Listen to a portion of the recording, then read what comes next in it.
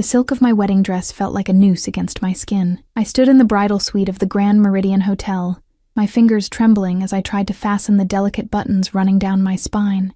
The room smelled of expensive roses, too many of them, their sickly sweet perfume making my stomach turn. Through the floor-to-ceiling windows, I could see the gardens below, where white chairs sat in perfect rows, waiting for guests who believed they were about to witness a love story. They had no idea they were attending a funeral. My reflection stared back at me from the ornate mirror. Pale skin, dark circles under my eyes that no amount of concealer could hide, and a dress that cost more than I'd earned in 6 months of working double shifts at Lucia's, the upscale Italian restaurant downtown. The dress wasn't mine. Nothing in this wedding was mine. Not the venue, not the flowers, not even the choice to be here. "Mara, you look beautiful." My mother's voice cracked as she entered the room, her eyes already red from crying. "Happy tears," she'd said. But I knew better. These were tears of relief that her daughter was finally being saved from a life of struggle. I forced a smile. "Thanks, Mom." She fussed with my veil, her hands shaking slightly. We'd been poor for as long as I could remember. After Dad died, leaving us with nothing but debt, Mom had worked herself to the bone. I'd done the same, juggling 3 jobs while trying to finish community college. We were survivors, but we were tired. And then Derek had appeared. Derek Morrison. Handsome, charming, from a wealthy family that owned half the commercial real estate in the city. He'd walked into Lucia's 6 months ago, sat in my section, and ordered the most expensive wine on the menu. I'd spilled a few drops on the white tablecloth while pouring, my hands exhausted from a morning shift at the bakery and an afternoon cleaning houses. He'd laughed it off, asked for my number, told me I was beautiful. 3 months later, he'd proposed. It had all happened so fast. Too fast. But Mom had been so happy, crying tears of joy when she saw the ring. "You deserve this, baby," she'd whispered. "You deserve someone to take care of you." I'd wanted to believe her. A knock on the door made us both turn. Derek's mother, Patricia Morrison, swept in wearing a cream-colored Chanel suit and a smile that never reached her eyes. She looked at me the way someone might examine a stray dog they'd reluctantly agreed to house. "5 minutes, dear," she said, her voice dripping with false warmth. "Everything's ready." After she left, Mom squeezed my hand. "I'll see you down there." Alone again, I stared at myself in the mirror. The dress was too tight. I couldn't breathe. I should have felt happy, excited, in love. Instead, I felt like I was walking toward the edge of a cliff. The ceremony would take place in the hotel's grand ballroom, designed to look like an outdoor garden with its glass ceiling and marble columns wrapped in ivy. I'd never seen anything so beautiful or so cold. As I made my way down the corridor toward the bridal entrance, I heard voices, male voices laughing. I slowed my steps. "Can't believe you're actually going through with it." That was Jason, Derek's best man and childhood friend. "Why wouldn't I?" Derek's voice, casual, amused. "Come on, man. Mara, the waitress? You could have anyone." My heart stopped. I pressed myself against the wall, hidden by a marble column, my bouquet crushing against my chest. Derek laughed. A sound I'd heard 1,000 times, but never like this. Never so cruel. "You remember the bet?" "The bet?" Jason's voice rose with drunken excitement. "Holy shit, I'd almost forgotten. How much was it again?" 10 grand. You said I couldn't make a nobody fall in love with me in 3 months and get her to the altar." The world tilted. "You're just a bet." Derek's words echoed in my mind, each syllable a knife. "And you actually proposed?" Jason was laughing now, gasping between words. "This is insane. So what happens after the wedding? You just get divorced?" "I'll give it a few months. Let her play housewife. My father's already pleased, thinks I've matured by choosing someone grounded instead of the socialites. Once the trust fund transfer goes through next quarter, I'll find a reason to end it, probably catch her in some indiscretion. Make it her fault." "You cold bastard." Jason's admiration was evident. "What about her?" "What about her?" Derek's voice hardened. "She's a poor girl who got to play Cinderella for a while. She'll walk away with enough money to keep her quiet. It's more than she would have made in a lifetime serving pasta." My legs gave out. I grabbed the column to keep from falling, my bouquet dropping to the marble floor with a soft thud. The white roses scattered like bones. I couldn't breathe, couldn't think. The silk noose around my throat tightened. You're just a bet. 6 months of my life, my mother's joy, my stupid, desperate hope that maybe, just maybe, someone could love me. All of it was a lie. A game. A cruel joke played by a bored rich boy who saw me as nothing more than a challenge, a novelty, a nobody. I don't know how long I stood there, staring at the fallen flowers. Seconds. Minutes? Time had lost meaning. Then I heard footsteps. "Miss, are you all right?" A deep voice, accented. Italian, I thought distantly. The ceremony is about to... I looked up. The man standing before me wasn't part of the wedding party. I would have remembered him. He wore a black suit that looked like it cost more than the entire wedding, perfectly tailored to a tall, lean frame, dark hair, slightly silver at the temples, sharp cheekbones and a jaw that could cut glass. But it was his eyes that stopped me. Dark, almost black, and so intense I felt exposed, like he could see every broken piece of me. Behind him, 2 men in similar suits stood at attention, their eyes constantly scanning the corridor. Security. Serious security. My voice came out as a whisper. I tried again. "I'm fine." His gaze dropped to the scattered flowers, then back to my face. He studied me with an intensity that made my skin prickle. "You are the bride." It wasn't a question. "Yes." The word tasted like ash. Something flickered in those dark eyes. Recognition? Concern? "You should not be out here too quickly to name," he said quietly. "It is not safe." The absurdity of the statement almost made me laugh. Not safe? I was standing in a luxury hotel surrounded by guests, about to marry a man who saw me as a bet, and this stranger was worried about my safety. "Who are you?" I asked. A slight smile touched his lips, but it didn't reach his eyes. "Someone who does not belong at weddings." He moved closer, and I caught his scent. Expensive cologne, cedar, and something darker. Dangerous. He bent down, gathering my scattered roses with surprising gentleness for someone who radiated such controlled power.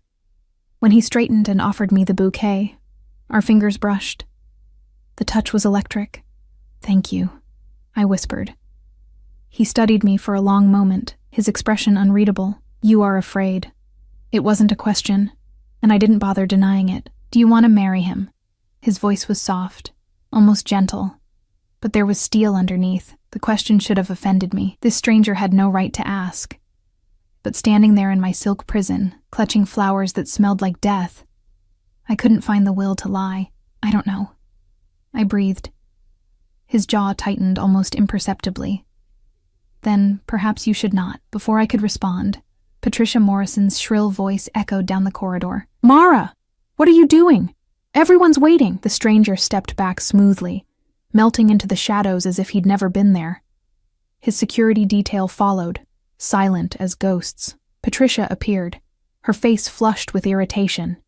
She didn't seem to notice I'd been talking to anyone. "Come now. Derek is getting impatient." Derek.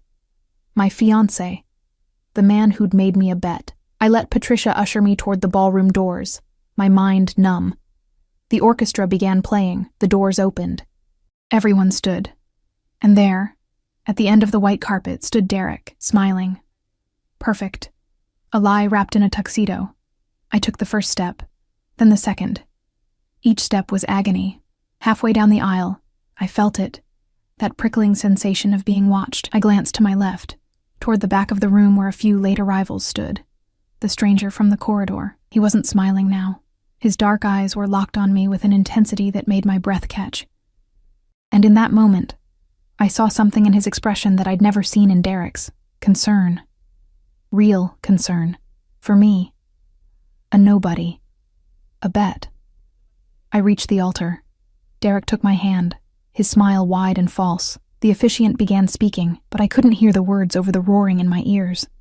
"If anyone objects to this union, speak now, or I object." The voice came from the back of the room. Everyone turned. The stranger stepped forward, his security detail flanking him. The air in the room changed, charged with sudden tension, danger. Derek's hand tightened painfully on mine. "Who the hell?" "The bride," the stranger interrupted, his voice cutting through the shocked silence like a blade, "is mine." The ballroom erupted into chaos. Gasps rippled through the crowd like a wave. Derek's grip on my hand became painful, his fingers digging into my skin hard enough to bruise. I could feel him shaking. Whether from rage or shock, I couldn't tell. "Security!" Patricia Morrison's voice shrieked above the murmurs. "Get this man out of here!" But the hotel security guards who'd started moving forward stopped abruptly when the stranger's two men stepped into their path. They didn't touch anyone, didn't even speak, just stood there, radiating a quiet menace that made grown men reconsider their choices. The stranger walked down the aisle with the confidence of someone who owned not just the room, but the entire world. Every step was measured, deliberate. People moved out of his way instinctively, pressing back against their chairs. "What is the meaning of this?" Derek demanded, finally finding his voice. "This is a private ceremony. You have no right." "I have every right." The stranger's accent became more pronounced, each word precise and cold. "The bride is under my protection." I stared at him, my mind reeling. Protection? I'd never seen this man before today. How could I be under his protection? Derek laughed. That same cruel laugh I'd heard in the corridor. Protection? From what? "Look, I don't know who you think you are, but I know exactly who I am." The stranger stopped a few feet from the altar, his dark eyes never leaving my face. "The question is, does she know who you are?" The words hung in the air like a threat. Derek's face flushed red. "This is insane. Mara, tell him you want to marry me." Every eye in the room turned to me. I opened my mouth, but no sound came out. My throat was too tight, my chest too constricted. The silk noose was choking me. "She cannot speak," the stranger observed quietly, "because she knows the truth." "What truth?" Patricia demanded, her voice shaking with outrage. "Young man, I don't care who you are or what connections you think you have." "Connections?" He turned his gaze to her, and she actually took a step back. "Signora Morrison, your family's real estate empire sits on land leased from companies I own. Your son's trust fund is managed by a bank my family controls. I suggest you choose your next words very carefully." The color drained from Patricia's face. My mother stood from her seat in the front row. "Mara? Baby, what's going on?" I looked at her hopeful, frightened face, and felt something crack inside my chest. "Tell them," the stranger said softly, his eyes on mine. "Tell them what you heard. How did he know? How could he possibly know?" Derek's fingers tightened even more on my hand. "Mara, don't listen to him. He's clearly disturbed. We'll have him removed and—" "You're just a bet." The words came out of me in a whisper. But in the shocked silence of the ballroom, everyone heard them. Derek froze. "What?" my mother breathed. I pulled my hand from Derek's grip, my skin white where his fingers had been. "I heard you. In the corridor, with Jason. You bet him $10,000 that you could make me fall in love with you in 3 months. That you could get me to the altar." My voice grew stronger with each word, fueled by a rage I hadn't known I possessed. "I was never real to you. I was just a game. A bet." The gasps were louder now, mixed with angry murmurs. Derek's perfect face twisted. "Mara, that's not—" "You misunderstood." "Did I?" I laughed, and it sounded broken even to my own ears. "You said I was a nobody, that I was just a poor girl playing Cinderella, that you'd divorce me after your trust fund transfer went through. Derek, is this true?" Patricia's voice was horrified, not for me, I realized, but for the scandal. Jason, standing at the altar in his groomsman tuxedo, had gone pale. He looked like he wanted to disappear. Derek's mask finally slipped. His handsome face hardened into something ugly, cruel. "So what if it is? Look at you, Mara. Look at where you came from. You should be grateful I even looked at you twice. You're a waitress. A nobody with a drunk father who killed himself and left you with nothing." My mother made a sound like she'd been struck. The stranger moved so fast I almost didn't see it. One moment he was standing still, the next his hand was wrapped around Derek's throat, lifting him slightly off his feet. "Apologize," he said quietly. too quietly. Derek's face turned red, then purple. He clawed at the stranger's hand, gasping. "Can't. Breathe. Then speak quickly. I'm sorry." The stranger released him with a look of disgust. Derek collapsed against the altar, coughing and gasping. The officiant had backed away, looking like he wanted to run. The stranger turned to me, and his expression softened almost imperceptibly. "You do not have to stay here. Who are you?" I whispered. "My name is Dante Valentino." He said it simply, as if it should mean something. It did. Even I, working in an Italian restaurant, had heard whispers about the Valentino family. Old money, old power, and rumors. Dark rumors about what they really controlled in this city and beyond. I couldn't finish the sentence. "Someone who does not appreciate seeing innocence destroyed for sport." His eyes moved to Derek, who was still gasping against the altar. "Your father, Mara Castellano, was Antonio Castellano." My heart stopped. "How do you know my father's name?" "Because he was a good man who worked for my family before his death." Dante's voice was gentle now. He was loyal, honest. "When he died, I made inquiries.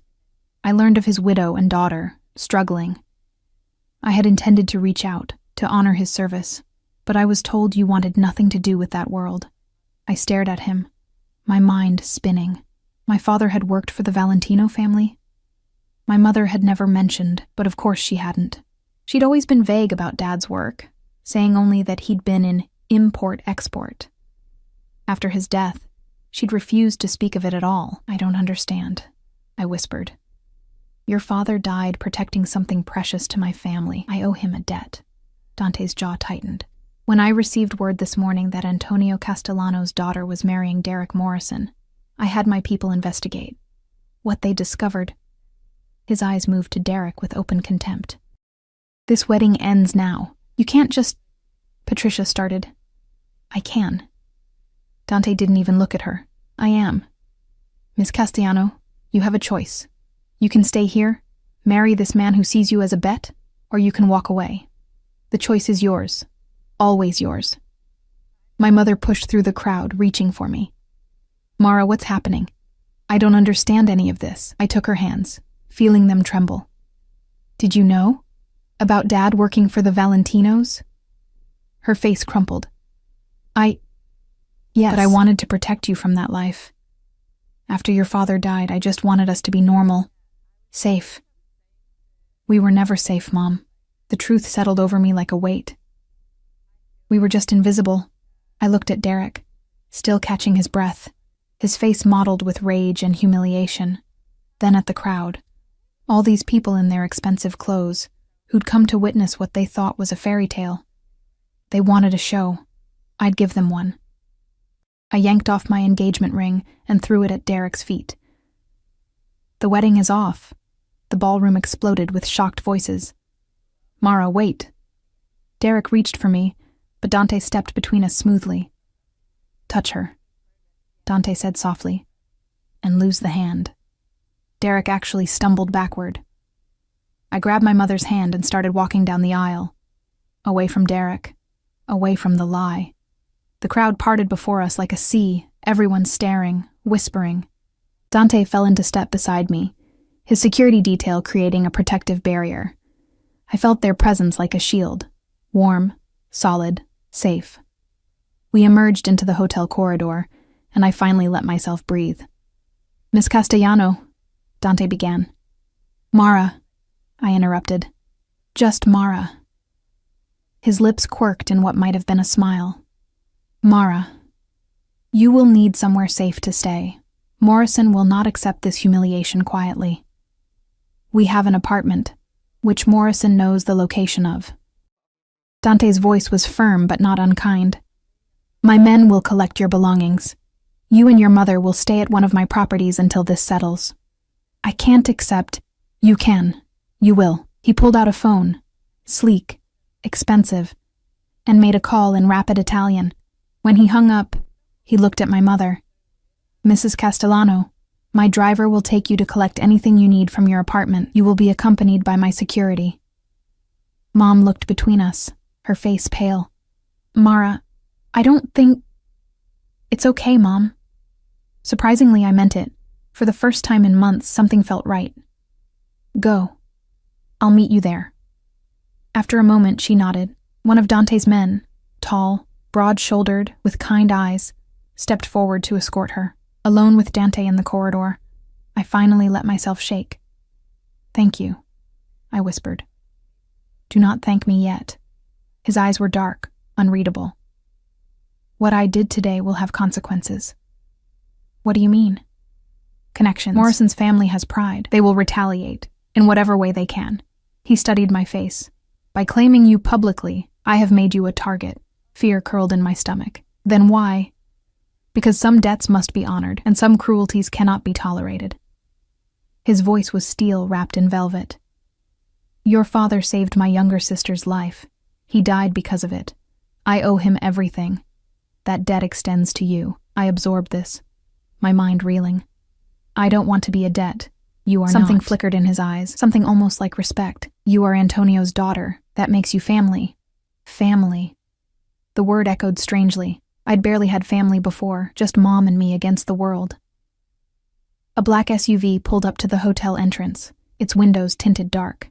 The driver emerged, another man in a black suit, moving with military precision. I'll take you somewhere safe, Dante said. We have much to discuss. I should have been afraid. This man was dangerous. I could feel it in the way people moved around him, the way his mere presence had stopped my wedding. But standing there in my wedding dress, a runaway bride with nowhere to go, I felt something else entirely. I felt protected. Okay, I said.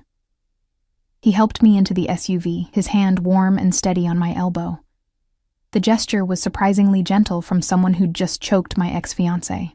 As we pulled away from the hotel, I looked back through the tinted window. I could see people spilling out onto the steps. Guests, family, all talking excitedly about the scandal they'd just witnessed. Derek stood at the entrance, his face twisted with rage, watching us leave. He looks like he wants to kill someone, I murmured. He is welcome to try. Dante's voice was cold. It would save me the trouble of destroying him slowly. I turned to look at him. What are you going to do to him? Nothing he has not earned. He met my gaze. Morrison humiliated you, used you. That requires a response. I don't want revenge, I said quietly. I just want to be free of him. Dante was silent for a long moment. You have a kind heart, Mara Castellano. Your father had the same quality. It is rare in my world. Your world, I repeated. The Mafia. He didn't deny it. Yes. And my father was part of it. Your father was a good man who did what he had to do to provide for his family. He had honor, integrity, qualities that are priceless. Dante's expression softened slightly. He spoke of you often, his brilliant daughter. He was very proud. Tears burned my eyes. I'd been so angry at my father for leaving us, for dying, for the debts he'd left behind. But maybe I hadn't known the whole story. Where are we going? I asked. My home. You will be safe there. I should have protested, should have insisted on staying somewhere public, somewhere normal. But nothing about my life had been normal for a long time, and sitting here, watching the city pass by through tinted windows, I realized something. I'd spent 6 months being what Derek wanted me to be, grateful, pliant, small. I'd made myself invisible to survive. I was done being invisible. Okay, I said again. Take me home. Dante's lips curved in the faintest smile. As you wish, Mara. The SUV turned onto a private road, leaving the city behind. I didn't look back. Dante's home wasn't a home. It was a fortress disguised as an estate. We drove through iron gates that opened silently at our approach, then down a tree-lined driveway that seemed to go on forever. The main house emerged from the darkness like something out of a dream. 3 stories of pale stone and arched windows, wrapped in ivy and illuminated by soft golden lights. Gardens stretched out on either side, manicured and perfect even in the fading evening light. This is where you live? I breathed. One of several properties. Dante's tone was matter of fact. This is the safest. The SUV stopped in front of a grand entrance where 2 more men in dark suits stood watch. They nodded respectfully as Dante emerged. Then their eyes moved to me with careful neutrality. I stepped out of the vehicle, suddenly aware of how ridiculous I must look. A runaway bride in a silk wedding dress, climbing out of a mafia boss's SUV like some bizarre Cinderella story gone wrong. Dante noticed my hesitation. Come, you will want to change, I imagine. Inside, the house was even more magnificent. Marble floors, crystal chandeliers, art that probably cost more than my entire life. But it didn't feel cold or sterile. There was warmth here, dark wood, soft lighting, the scent of something cooking that made my stomach growl traitorously. A woman appeared from a side hallway, older, maybe 60, with silver hair pulled back in an elegant knot and warm brown eyes. She took one look at me in my wedding dress and made a soft, sympathetic sound. Povera ragazza, she murmured. Poor girl. This is Rosa, Dante said. She manages my household. Rosa, this is Mara Castellano, Antonio's daughter. Rosa's expression transformed. She pressed her hands to her chest, her eyes filling with tears. Antonio's daughter? Dio mio, you look like him. The eyes, yes, his eyes. Before I could respond, she swept me into a hug that smelled like vanilla and lavender. Your father was a good man, so good. Come, come. You must be exhausted. I will draw you a bath, find you clothes. Have you eaten? No. I realized I hadn't eaten all day. Wedding nerves, I'd thought. Now I understood it had been my body trying to tell me something was wrong. Unacceptable, Rosa declared. She fired off rapid Italian to Dante, who responded in kind, his voice softer than I'd heard it before. They argued briefly, though it seemed more affectionate than angry, before Rosa took my arm possessively. Come. Men, they know nothing about what a woman needs. I will take care of you. I glanced back at Dante, uncertain. He nodded once. You are safe here, Mara. Rest. We will talk tomorrow. Rosa led me up a sweeping staircase to the second floor, chattering in a mix of Italian and English about how long it had been since there was a woman in the house, how Dante worked too much, how she'd prayed for Antonio's family after his death. She brought me to a bedroom that was larger than my entire apartment. A 4-poster bed dominated the space, draped in soft cream linens. French doors opened onto a balcony overlooking the gardens. The attached bathroom had a soaking tub big enough for 3 people. I will bring clothes, Rosa promised. You bathe. Take your time. There is no rush, no worry here. After she left, I stood in the middle of that beautiful room and finally let myself feel it. All of it. The shock, the betrayal, the humiliation. The strange, surreal turn my life had taken in the space of a few hours. I'd woken up this morning expecting to become Mrs. Derek Morrison. Now I was standing in a mafia boss's guest room, my wedding dress crumpled around my feet, my entire life in pieces. A laugh bubbled up, half hysterical, half relieved. Then came the tears. I cried in that enormous bathtub, the water turning cold around me as I sobbed out months of trying to be someone I wasn't, years of struggling and scraping by, the weight of my father's death and my mother's desperate hope that I could be saved by a man who saw me as a joke. When the tears finally stopped, I felt empty, clean, like I'd washed away more than just the day. Rosa had left clothes on the bed, soft leggings, an oversized cashmere sweater that probably cost a month's rent, thick socks. Everything fit perfectly, which should have been strange, but somehow wasn't. Dante Valentino seemed like the type of man who paid attention to details. I found my way back downstairs by following the smell of food.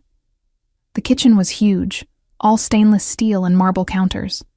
But it felt lived in, used. Rosa stood at the stove, stirring something in a large pot. Sit, sit, she commanded, pointing to a breakfast nook by the windows. You will eat. She placed a bowl of pasta in front of me. Simple, just olive oil and garlic and fresh herbs, but it smelled like heaven. I took a bite and nearly moaned. Good, yes? Rosa smiled. This was your father's favorite. He would come to the kitchen after a long night, and I would make this for him. We would talk. Tell me about him, I said softly. Please. My mother. She never wanted to talk about his work. Rosa settled into the chair across from me, her expression growing distant with memory. Antonio was loyal. So loyal. When Dante's father was alive, Antonio was his right hand. Not just muscle, you understand. Though he was strong. He was smart, kind, he kept the peace. What happened to him? Her face shadowed. There was an attempt on Dante's sister, Gabriella. She was only 16, rival family, trying to send a message. Your father was escorting her home from school. They were ambushed. She crossed herself. Antonio put himself between Gabriella and the bullets. He saved her life, but he died. I finished, my throat tight. He died a hero. Dante was only 25 then, newly in charge after his father's death. What Antonio did, it meant everything. Dante made sure your family was cared for. Money sent, debts cleared, but your mother refused further contact. She wanted a clean break from this world. I absorbed this, pieces of my life clicking into place. The mysterious payments that had helped us survive the first year after Dad's death. Mom's insistence that we never discuss where they came from. Her fear whenever anyone mentioned the Valentino name. She was trying to protect me, I murmured. Yes. And she did. But now... Rosa's eyes were gentle. Now you are here. And Dante, he takes his debts seriously. Too seriously, perhaps. What do you mean? Before she could answer, the man himself appeared in the doorway. He'd changed from his suit into dark slacks and a white shirt, sleeves rolled up to reveal surprisingly muscular forearms. Without the armor of the formal clothes, he looked younger, maybe early 30s. Still dangerous, but somehow more human. Rosa, you are filling her head with stories, he said, but there was warmth in his voice. Someone must tell her the truth, Rosa shot back. You certainly will not. You and your secrets. He sighed, moving into the kitchen with the easy grace of someone completely comfortable in his space. How do you feel? He asked me. Like my life just exploded, I answered honestly. An apt description. He poured himself a glass of wine from a bottle on the counter, then held it up questioningly to me. I nodded. Why not? Nothing about this day had been normal. He poured a second glass and settled into the chair beside me. This close, I could smell his cologne again. Cedar and something darker that I was starting to recognize as uniquely him. Your mother has arrived safely, he said.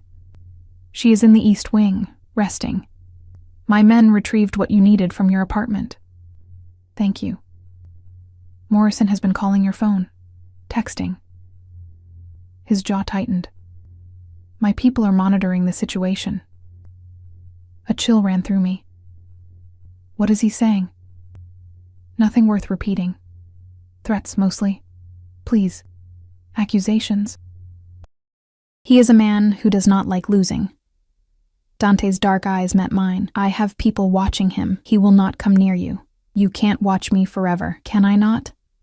There was something almost possessive in the way he said it, and I felt heat creep into my cheeks. Rosa made a knowing sound and stood. I will leave you to talk. Mara, if you need anything, my room is on the first floor, third door on the left. After she left, silence settled between us. I sipped my wine, trying to organize the 1,000 questions crowding my mind. Why did you really come to the wedding? I finally asked. You said you owed my father a debt, but you could have just sent a message, stopped it another way. Why show up in person? Dante was quiet for a long moment, his fingers tracing the rim of his wine glass. When my men told me about Morrison's bet, I had them investigate further. I read the transcripts of his conversations, saw how he spoke about you. His voice hardened. He was planning to destroy you, not just end the marriage, but ensure you were blamed, humiliated. He wanted to break you completely. Why would he care that much? Because men like Morrison are bullies. They cannot stand being rejected, even by those they see as beneath them.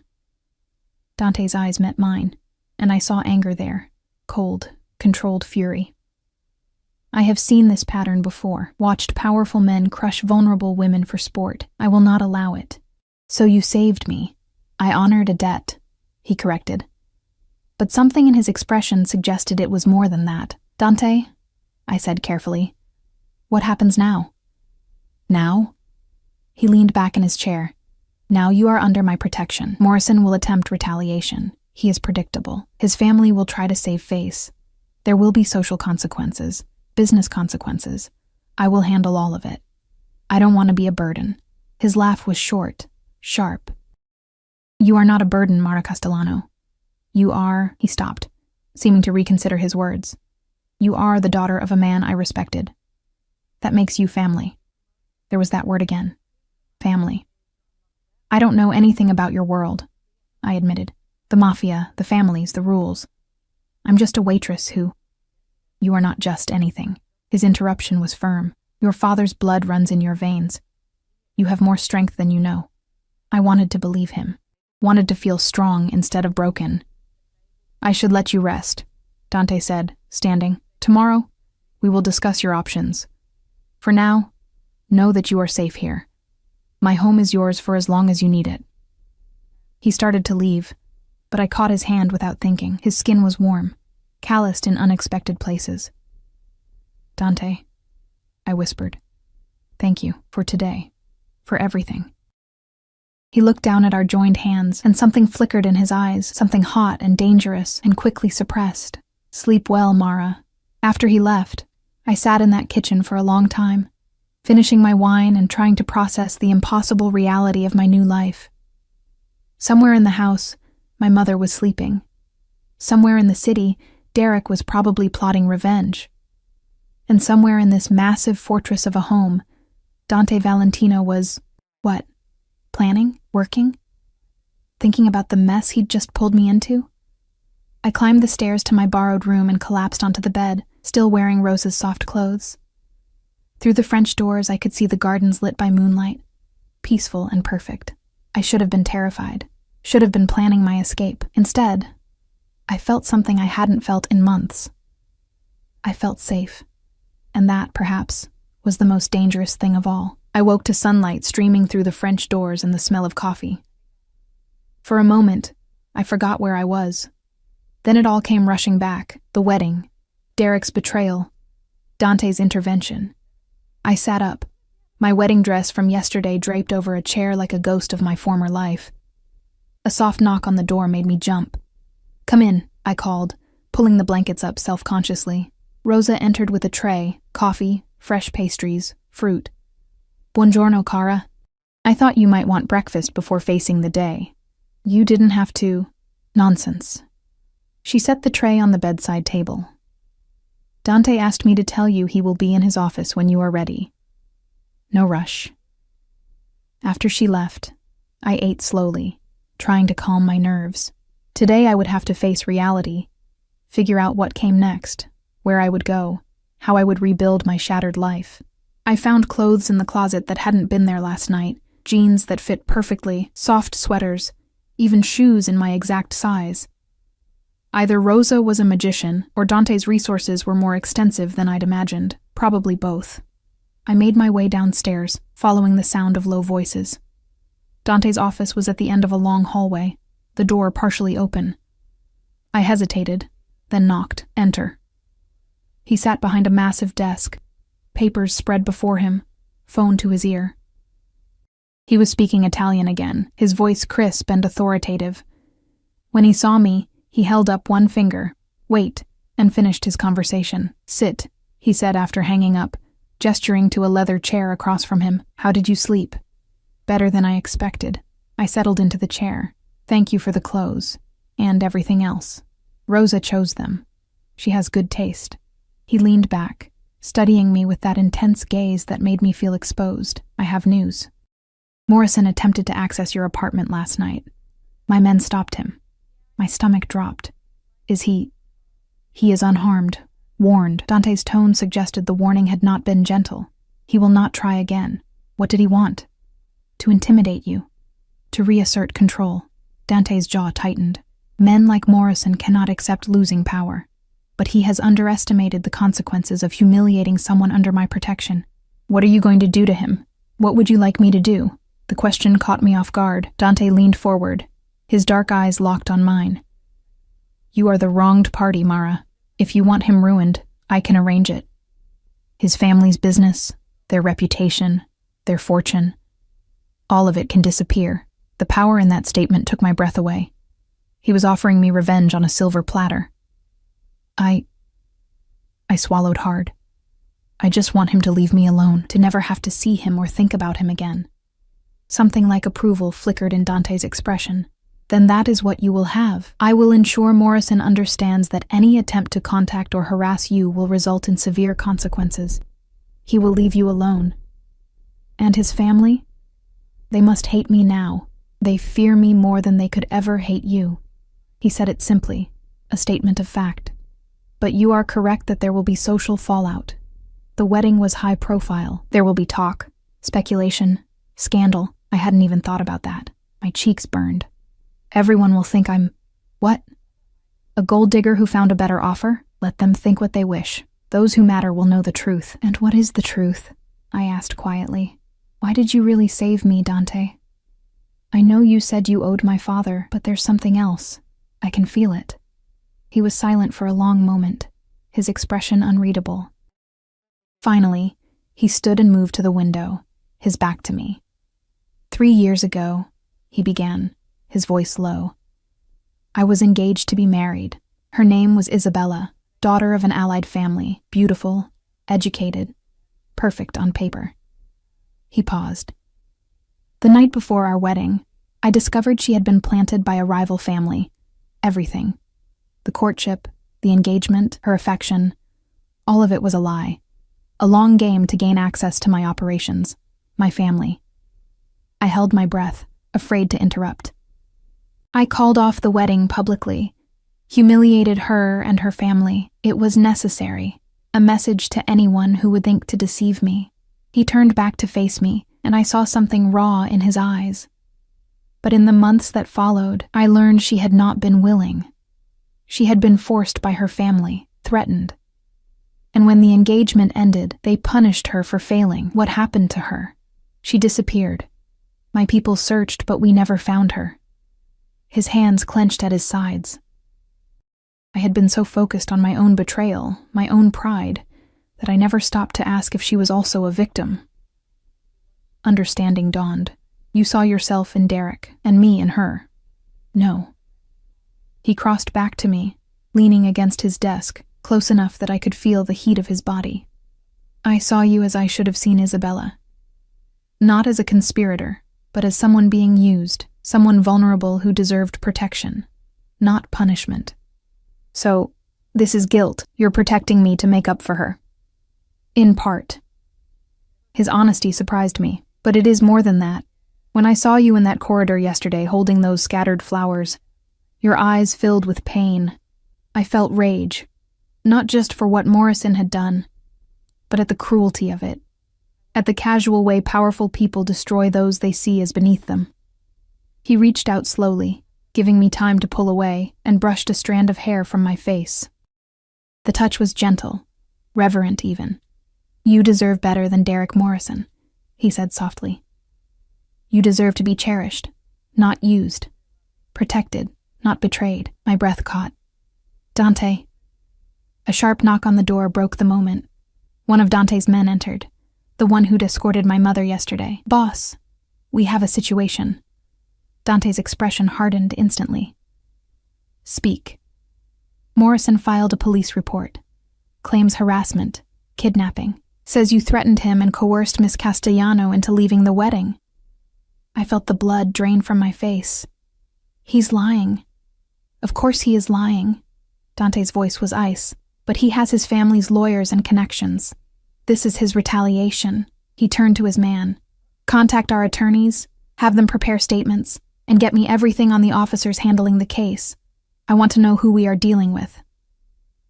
Already done, boss. But there's more. Morrison is giving interviews, claims Miss Castellano was having an affair with you before the wedding, that you've been stalking her. Rage flashed across Dante's face, quickly suppressed. Of course. He seeks to destroy her reputation since he cannot have her. I can give a statement, I said quickly. Tell them the truth, that Derek was the one who... No. Dante's tone left no room for argument. "You will not subject yourself to their interrogation. They will twist your words, make you doubt yourself. I have lawyers for this, but I'm the one he's lying about, and I am the one with the resources to fight him." He cupped my face gently, forcing me to meet his eyes. "Trust me, Mara. I will not let him win." The certainty in his voice should have reassured me. Instead, it terrified me, because I realized in that moment how much power Dante Valentino actually had, and how easily he could use it. What if Derek was right? What if I had just traded one cage for another? As if reading my thoughts, Dante's expression softened. "You are not a prisoner here. If you wish to leave, to handle this yourself, I will not stop you. But know that Morrison will use every weapon at his disposal to destroy you. Alone, you are vulnerable. With me, you are protected." It was the truth, harsh and simple. "What do we do?" I whispered. "We go on the offensive." He released me and turned to his man. "Schedule a press conference. I will make a statement." "Boss, are you sure?" "Yes." Dante's voice was steel. "Morrison wants a war. He will have one. But he has made a critical mistake." "What's that?" Dante's smile was cold, dangerous, and terrifyingly beautiful. He thought I was bluffing when I said Mara was mine. The possessiveness in those words sent a shiver through me. Over the next few hours, I watched Dante orchestrate a response with military precision. Lawyers arrived. Statements were drafted. Phone calls were made in rapid Italian. Through it all, Dante remained calm, controlled, deadly. My mother found me in the library where I'd retreated to escape the chaos. "Mara, sweetheart." She looked exhausted, older somehow. "Are you all right?" "I don't know." I gestured helplessly. "Derek is accusing me of things. Dante is preparing for war, and I don't know what to do." She sat beside me, taking my hands. "I should have told you about your father." "About the Valentinos. I thought I was protecting you, but I only made you vulnerable. You did what you thought was best." "Did I?" Her eyes filled with tears. "If you'd known who your father really was, what he'd done, maybe you would have seen Derek for what he was sooner. Maybe you would have had the strength to walk away." "Mom." "Dante is a dangerous man, Mara. But he is also honorable. Your father trusted him with his life. With ours." She squeezed my hands. "Whatever happens next, know that you are not alone. Not anymore." That evening, Dante's press conference aired on every major news channel. I watched from his office, my heart in my throat, as he faced down a room full of reporters with the same calm authority he brought to everything. "I am here to address the false allegations made by Derek Morrison," he began, his accented voice clear and strong. "Miss Mara Castellano is under my family's protection due to her late father's service and sacrifice. Yesterday I learned of Mr. Morrison's cruel deception, that his engagement to Miss Castellano was based on a bet, a game to humiliate a vulnerable woman for his own amusement." Cameras flashed. Reporters shouted questions. Dante ignored them. "I have evidence of Mr. Morrison's conversations regarding this bet. Evidence of his plans to divorce Miss Castellano after securing his trust fund, using her and discarding her. I intervened because such cruelty cannot be tolerated." He paused, his dark eyes finding the camera as if looking directly at Derek. "Miss Castellano is innocent. She is a victim of Morrison's manipulation. Any claims that she behaved inappropriately are lies designed to cover his own guilt and humiliation." His voice dropped, becoming dangerously soft. "I suggest Mr. Morrison withdraw his false accusations and focus instead on explaining to his family and society why he thought it acceptable to treat another human being as a joke." "Mr. Valentino," a reporter shouted, "what is your relationship with Miss Castellano?" Dante's expression was unreadable. "Miss Castellano is under my protection. That is all you need to know." But the way he said it, the possessiveness, the certainty, suggested it was much more than that. As the press conference ended, I realized something had shifted. This wasn't just about protecting me anymore. This was personal for Dante. He'd claimed me publicly, staked his reputation on my innocence. He'd made me his. The question was, what did that mean? And why did the thought of belonging to Dante Valentino terrify and thrill me in equal measure? Later that night, after the news cycle had exploded with coverage of the scandal, I found Dante on the terrace overlooking the gardens. He stood with a glass of whiskey, his suit jacket discarded, looking younger and more human than I'd ever seen him. "You didn't have to do that," I said softly, joining him at the railing. "Yes, I did. Derek will retaliate. This will only make things worse. Let him try." Dante's voice was cold. "I have already begun dismantling his family's business interests. By the end of the week, the Morrison name will be synonymous with dishonor. You're destroying him. I am defending you." He turned to face me fully, "And I am ensuring no one else ever thinks they can hurt you without consequences." The intensity in his eyes made my breath catch. "Why does this matter so much to you?"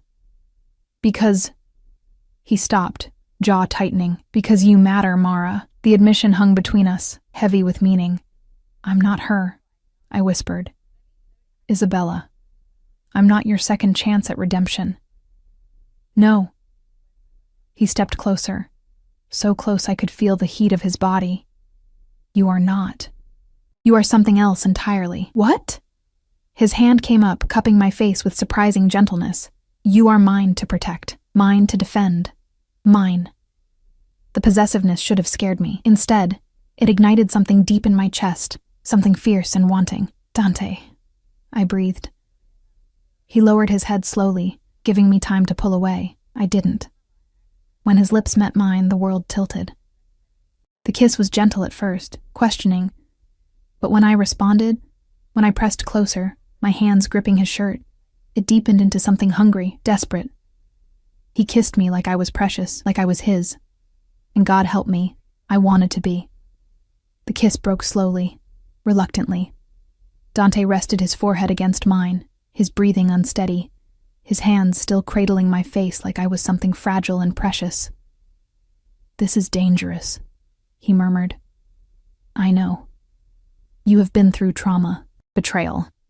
I should not—" "Don't." I pressed my fingers to his lips. "Don't tell me what I should or shouldn't feel. I've spent too long letting other people make those decisions for me." His dark eyes searched mine. "What do you feel, Mara?" "Safe," I whispered. "For the first time in so long, I feel safe and seen. And—" I hesitated, then pushed forward. "And wanted. Not as a bet or a joke or a burden. Just wanted." Something fierce and possessive flashed in his expression. "You are wanted. More than you know." He kissed me again, slower this time, deeper. His hands slid into my hair, tilting my head back as he explored my mouth with devastating thoroughness. I melted against him, my body responding to his in ways that both thrilled and terrified me. When we finally pulled apart, both breathless, Dante's control was visibly frayed. "We should stop." "Why?" "Because if we do not, I will not be able to." His voice was rough, strained. "And you deserve better than to be claimed in the aftermath of another man's cruelty. You deserve time, space, certainty." The consideration in his words made my chest ache. What if I don't want to wait? "Mara, I'm not broken, Dante. I'm angry. I'm hurt, but I'm not broken." I stepped back, meeting his eyes. "Derek made me feel small, invisible. You make me feel powerful. I want that. I want you." For a long moment, he just stared at me. Then he shook his head slowly, a small smile touching his lips. "You are Antonio's daughter, stubborn, fearless. Is that a yes?" "It is a promise."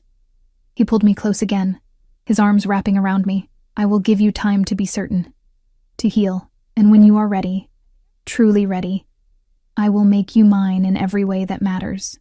I should have argued, should have insisted I was already certain, but something in his tone made me pause. Because he was right. I was still reeling, still processing, and Dante Valentino was not a man for rash decisions. He was a man who kept his promises. Over the next 2 weeks, my life transformed in ways I could never have imagined. Derek's accusations crumbled under the weight of evidence. Dante's lawyers produced recordings of Derek's conversations with Jason, text messages detailing the bet, even witnesses who'd heard Derek bragging about his game with the poor waitress. The media turned on him viciously, and the Morrison family, faced with undeniable proof of their son's cruelty, withdrew their support to save their own reputation. Derek's trust fund was frozen pending investigation into financial irregularities. His father's real estate empire began to collapse as Dante quietly bought up their leases and called in debts. Within 10 days, Derek Morrison went from golden boy to pariah. I should have felt triumphant. Instead, I just felt free. Dante was true to his word. He gave me space, time, but never distance. He was always there, at breakfast, during evening walks through the gardens, in quiet moments when I needed someone to simply listen. He taught me about my father's life, sharing stories Rosa and his men told. Antonio Castellano had been respected, loved even, by those who served with him. He'd been more than muscle. He'd been a mediator, a protector, someone who brought honor to a world often lacking in it. Learning about him helped heal something broken inside me. My mother settled into the East Wing, finally allowing herself to relax for the first time in years. She and Rosa became fast friends, spending hours in the kitchen cooking and laughing. Watching her smile again made everything worth it. But it was Dante who consumed my thoughts. He was careful never to push, never to assume, but the tension between us grew with each passing day, the way his eyes followed me across a room, the casual touches that lingered a moment too long, the heated looks we exchanged when no one was watching. I was falling for him, hard and fast, and completely. 3 weeks after my ruined wedding, Dante asked me to join him for dinner. Not in the casual way we'd shared meals before. This was formal. An invitation delivered by Rosa with a knowing smile. "Wear something beautiful," she advised. "Tonight is important." I found a dress in my closet, deep emerald green, elegant and sophisticated, that fit like it had been made for me. Probably because it had been. Dante's attention to detail was both impressive and slightly unnerving. He was waiting in the formal dining room, dressed in a black suit that made him look like sin personified. When he saw me, something flared in his dark eyes. "You are stunning," he said quietly. "You clean up well yourself." He smiled, a real smile, warm and genuine. "Come, sit." The table was set for 2, candles casting soft light, wine already poured. Rosa had outdone herself with the food, course after course of Italian perfection. But I could barely taste it, too aware of Dante's gaze on me, the weight of unspoken words between us. Finally, after dessert was cleared, he stood and offered his hand. "Walk with me?" We moved out to the terrace, the gardens lit by moonlight and soft pathway lights. The night air was cool, carrying the scent of jasmine and roses. "I have something for you," Dante said, reaching into his jacket pocket. He pulled out a small box, not a ring box, I noted with relief. I wasn't ready for that. Not yet. Inside was a necklace, a delicate gold chain with a small pendant, shaped like a bird in flight. "It was your father's," Dante explained softly. "He wore it always, said it reminded him that even in our darkest moments, we have the choice to rise, to fly. When he died, I kept it. I always meant to give it to you." Tears burned my eyes as I touched the pendant. "It's beautiful.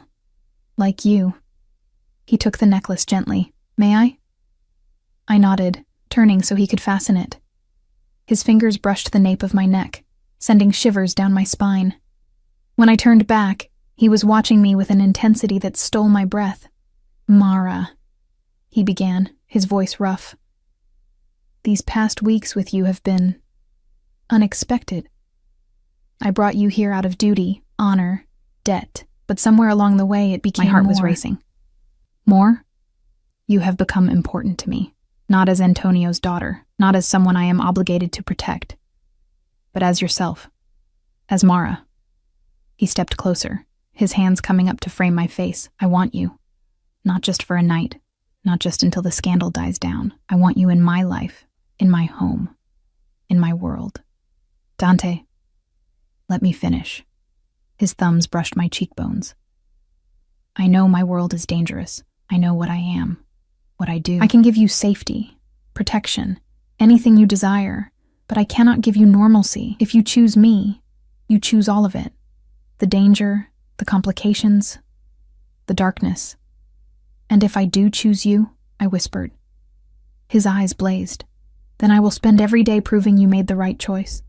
I will cherish you, protect you, worship you.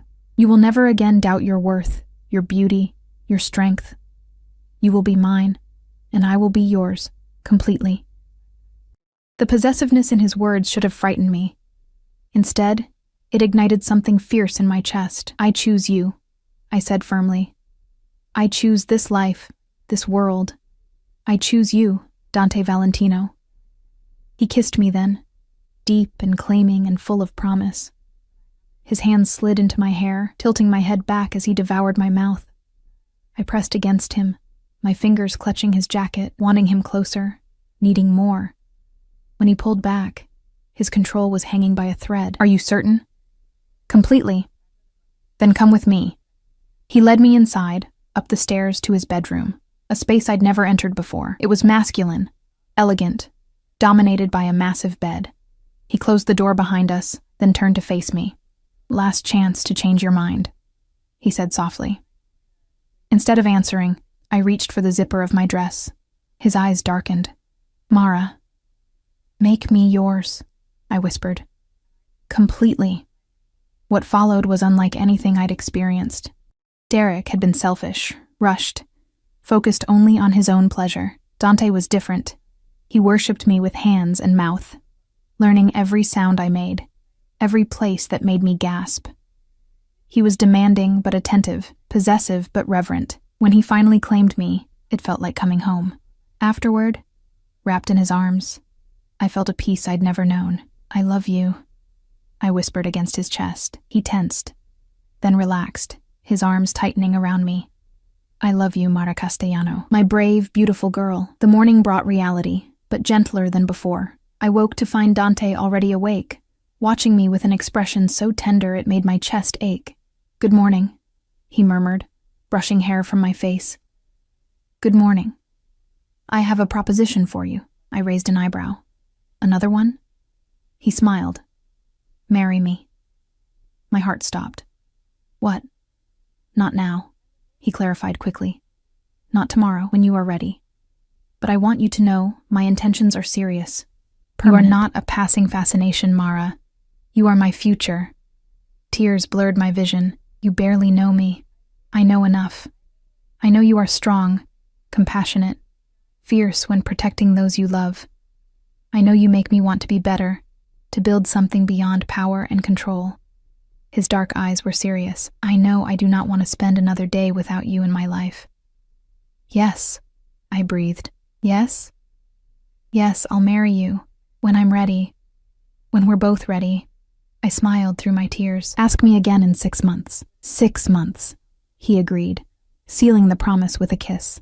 6 months later, the wedding was nothing like the one I'd almost had with Derek. We married at sunset in Dante's gardens, surrounded only by family. My mother, Rosa, Gabriella, Dante's sister, who'd flown in from Italy, and the men who'd become like brothers to Dante. No reporters, no society gossips, no one who would judge or whisper, just us and the people who mattered. I wore a simple white dress, elegant but understated. Dante wore black, looking devastatingly handsome as he waited for me beneath an arch covered in white roses and ivy. When I reached him, he took my hands, his eyes suspiciously bright. "You came," he murmured. "Did you doubt?" "Never." The ceremony was short, the vows traditional but meaningful. When Dante slid the ring onto my finger, a simple gold band that had belonged to his grandmother, I felt the weight of commitment, of promise, of forever. "I now pronounce you husband and wife," the priest said. Dante kissed me like he'd been waiting his entire life for this moment. Maybe he had. The reception was small, intimate, perfect. Rosa had cooked enough food for an army. Gabriella gave a tearful speech about how she'd prayed for years that her brother would find someone worthy of his heart. My mother hugged me tight, whispering that my father would be proud. As the night deepened and stars emerged, Dante pulled me away from the celebration, leading me to a quiet corner of the garden. "Happy?" he asked, more than I ever thought possible. I leaned into him, feeling safe, cherished, home. "Thank you." "For what?" for saving me, for seeing me, for loving me. He cupped my face gently. You saved yourself, Mara. I simply gave you the space to remember your own strength. We saved each other, I corrected. Yes, he agreed. We did. In the distance, I could hear music, laughter, the sounds of celebration, my mother's voice, Rosa's laughter, the low rumble of Dante's men enjoying the rare moment of peace. This was my life now, not a fairy tale. Dante's world was too dangerous, too complicated for that. But it was mine, chosen freely, built on honesty and trust and fierce, consuming love. I thought about Derek sometimes, wondered if he ever understood what he'd lost, what he'd thrown away for a stupid bet. Last I'd heard, he'd moved across the country, trying to escape the shadow of his humiliation. His family's business had recovered somewhat, though they'd never regain their former status. The Morrison name would always carry the stain of Derek's cruelty. I didn't hate him anymore. I almost pitied him, because he would never know what it felt like to be truly seen, truly valued, truly loved. What are you thinking? Dante asked, his arms around my waist. That I'm glad he made that bet. Dante pulled back, surprised. What? If Derek hadn't been cruel, if he'd actually loved me, I would have married him. I would never have met you. I smiled up at my husband. His worst moment led to my best one. Understanding softened Dante's expression. You find light even in darkness. I learned from the best. He kissed me softly, reverently. Come, Mrs. Valentino. Our guests will wonder where we have gone. Let them wonder, I said. But I let him lead me back. As we walked through the gardens toward the music and lights, I touched the bird pendant at my throat. My father's gift, worn on this day to honor the man whose sacrifice had ultimately led me here. He'd been right. Even in our darkest moments, we have the choice to rise, to fly. I'd been broken, used, humiliated. I'd been someone's joke, someone's bet. But I'd risen. I'd flown. And I'd found home in the arms of a dangerous man who'd taught me that love wasn't about rescue. It was about recognition, about seeing someone completely and choosing them anyway. Dante Valentino had seen me, truly seen me, when I was invisible to everyone else, and I had seen him, beyond the power, the danger, the dark reputation, to the man beneath. The man who kept his promises, who honored his debts, who loved fiercely and completely. Together, we were building something beautiful from the ashes of betrayal. Together, we were writing our own story, not a fairy tale, but something better, something real. As we rejoined the celebration, Dante's hand firm and warm in mine, I smiled. This was my happily ever after, hard-won, complicated, perfectly imperfect, and I wouldn't change a single thing.